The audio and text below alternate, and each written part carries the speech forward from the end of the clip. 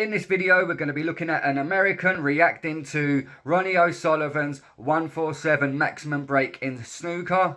Now, I assume it's a lot easier to find oil in America than it is to find a snooker table. Listen, it's not snooker as in Jimmy Superfly Snooker, the WWE legend. It's snooker, and I'm going to get very American pop cultural review right now so you can relate. It's snooker as in Snoop Dogg, or snooker as in Snoopy. It's not snooker as in Jimmy Superfly Snooker. Today will be my first time checking out a snooker video. Today I will be reacting to Ronnie O'Sullivan, fastest 147 in history. 5 minutes and 8 seconds. 5 minutes and 8 seconds? 5 minutes and 8 seconds is incredible. I don't think he missed a shot then. Listen, I'm not going to sit here and say an American doesn't appreciate a good snooker shot when he sees one. Because, you know, they appreciate the snooker table is 5-6 times bigger than an American pool table. So when they see a long red being potted or a long colour being potted, you know, they can appreciate that. But they don't truly see the dynamics, the details of that shot, the specifics of that shot. You know, you've got some Americans, they can't understand why a player's not going for a high value colour. A snooker player would rather take a low value colour, and that's because of the positional aspect of the game. This YouTuber here, Strac reacts. He makes one glaring mistake already. I mean, we don't call it a 147, we call it a 147, but that's not the mistake. The mistake is he assumes Ronnie doesn't miss a shot. Well, clearly that's what a break is. That's what, if you're hitting a 147, that means you definitely ain't missing a shot. Because that is what a snooker break is, when you don't miss a shot. We call this pool. Now, what I didn't understand, you know, I have a tiny understanding. Why do they hit the black ball in the pocket so many times? In the U.S., when we play pool, you hit the black ball in the pocket. That's your last ball after hitting all your stripes or your solids in. So this geezer clearly hasn't done his research on the game of snooker. He can't get his head around the fact that in a 147 break, he doesn't even know. He thinks the actual rules of the game is you have to go red, black, red, black. He doesn't understand the fact that you don't have to go red, black, red, black. You can go red colour, red colour. So he's trying to link pool and snooker to be in the same sort of rules. You know, in pool, you know, you put your stripes and then you put the black ball and you win the game. So in his world, you know, once you put that black ball, you've won the game, mate. But that's not the rules in snooker. If you would have just done a little bit of research, this is just the basics of snooker. All you had to do was do the base. I'm not asking you to, you know, be Ronnie O'Sullivan for a day. I'm just go and do the basics, like, you know, red colour, red colour. It's not specifically a red, black, That's only when you're going for a maximum break, as the black ball is the highest value colour out of all the colours. And obviously after you put a colour, it's red colour. And in this case, in a 147, in this case, you know, you have to go for red, black. The way I'm seeing it, they're hitting the black ball in continuously. I'm like, why? I don't understand. And they're hitting all the balls in. They're not hitting, like, you know, a category of stripes or solids. They're hitting all the balls in. So that's kind of confusing. I hate to break it to you, my friend, but just because you've got a cue in your hand doesn't mean it's the same rules, and there's balls on the table doesn't mean it's the same rules. They're two completely different games. Pool is more of a, clear up. Once you cleared up all your stripes or all your spots and you put the black, you win the game. Where snooker is more of a points-based game. So yeah, you don't have to clear all the balls up. Once you hit a benchmark in the frame where the opponent can't get to that to as many points as you've got, then the frame is over. Because I'm like a little confused. I'm like maybe 60-40, 60% understanding, 40% lost.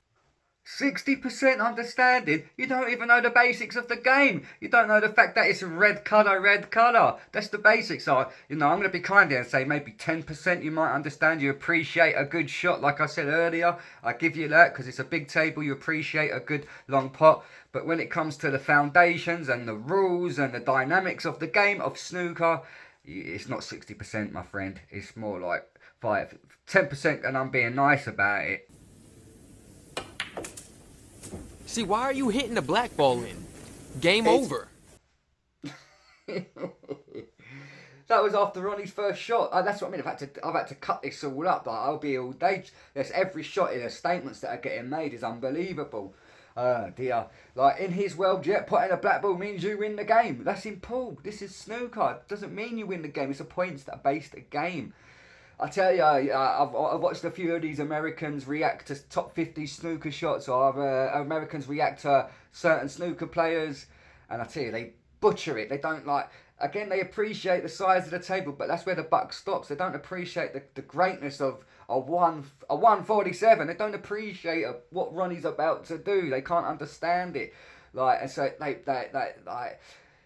It's so hard to play snooker, let alone to make a 147. And the way these Americans react to it, they just don't do the game justice. And, you know, fair play, they're reacting to it without even studying the game itself. Listen, if that's content and that makes for good content, you know, it's funny for me to watch. I love watching it. And it is what it is. But it's pool and snooker, two different games. So he's hitting the black ball in after every time he hits a colored ball in. Okay, so is that the rules?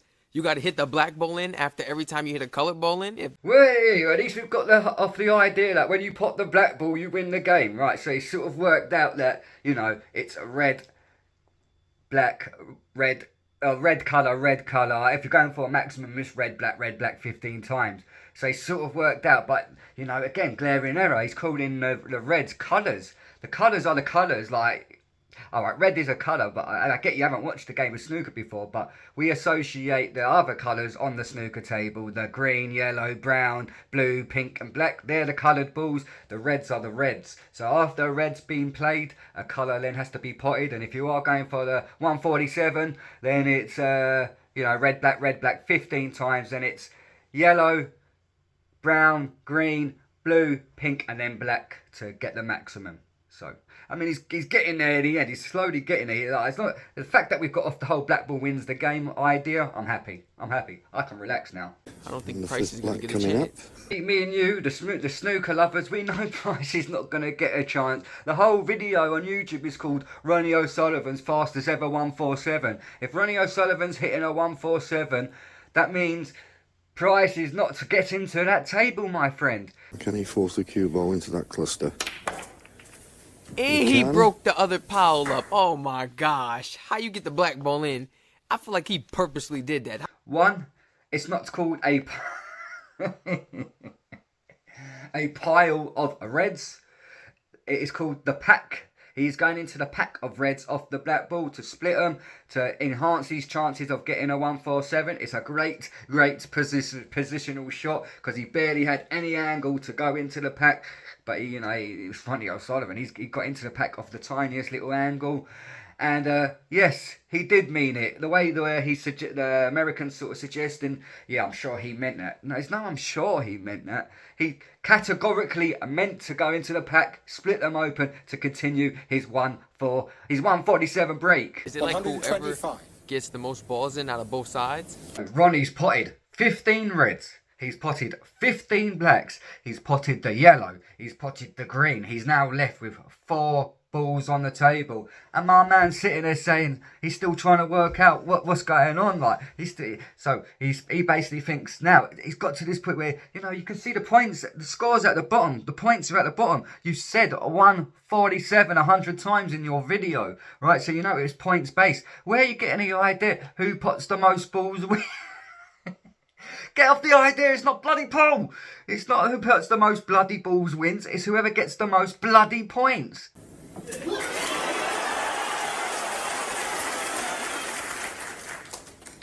Oh my gosh. You mean to tell me you didn't miss not once? Not once? You didn't miss not once? Look, even players, you know, they don't even have to go for a 147. They don't have to go for a 147 and still clearing the table to these players is nothing to them. Absolutely nothing. They do it all the time. It's the 147 is the special part. I think the fact that his draw is dropping like that, he doesn't appreciate the beautifulness and the speed of that 147. He doesn't appreciate it. He thinks, he hasn't missed a shot. He's cleared the table. A clearance happens all the time in snooker. That's nothing special to these snooker players. What is special, and what you do get a prize for, a bonus points for, is a 147. And they don't appreciate. He's just that dude's just happy that he can't believe it. Ronnie O'Sullivan's cleared the table. Ronnie O'Sullivan could clear a bloody snooker table with his eyes closed. Getting a 147's a different story, my friend. This is crazy. And then he's hitting every ball in, and then the fact that you got to hit a colored ball in, then you got to hit the black ball in after that. It seems like you can't move on to another colored ball until you hit that black ball in after that. This YouTuber Strac Reacts is probably the first time he's actually seen a game of snooker. The first time I saw a game of snooker, it weren't no 147, mate. So it's the first time he's watched snooker and he's seen this 147, and now he's thinking that's the rules of the game. Red, black 15 times before you can touch any other colour. No, me and you guys out there, snooker lovers, we all know that's not the case. And just to the Americans out there, listen, you can go red, any colour, red, any colour. It doesn't matter, that's part of the game, you can do that. But Ronnie, or anyone that's going for a 147, the maximum points on that table is a 147. It's 15 reds, 15 blacks, yellow, green, brown, blue, pink and black. I'm guessing that it's between either the two opponents who gets more balls in first. Seriously, I'm not here to cuss any YouTuber. You do what you got to do. If it makes for good content, that's fine. That's fair play. I'm no YouTube guru, do you know what I mean? But come on, man. By now, you should have realised it's nothing to do with putting who puts the most balls. You should know that. The scores are clearly at the bottom. Ronnie O'Sullivan's on basically 120 or 100 whatever, and there's only like 3 balls left on the table. So what is this player going to come and do? What you're telling me, this player now, if Ronnie misses, he gets a go, he comes to the table, clears up 3 balls and wins the frame? No, it's clearly a points-based game. Because I would really like to know, you know how we got rugby, cricket, football? Those are all the original sports in England. And fair play to Strac Reacts, fair play to him, mate, because, you've other English sports you mentioned there, half the world half of America probably have never heard of cricket, rugby or whatever. So, and some of his videos, I think he does react to cricket and rugby and whatnot, other sports from around the world, which is fair play. He does it without doing the research, and I guess it makes for great content. If you enjoyed this type of content, me looking at Americans reacting to English sports, hit up the like button, subscribe to Sports Almanac. I've also bought a new channel called the Arsenal Almanac, where I solely focus on Arsenal. I was doing too much Arsenal stuff on my main channel, the Sports Almanac, so I've decided to start my own channel where I solely focus on Arsenal content. Come and check it out, subscribe, and I'll be back for more videos very soon.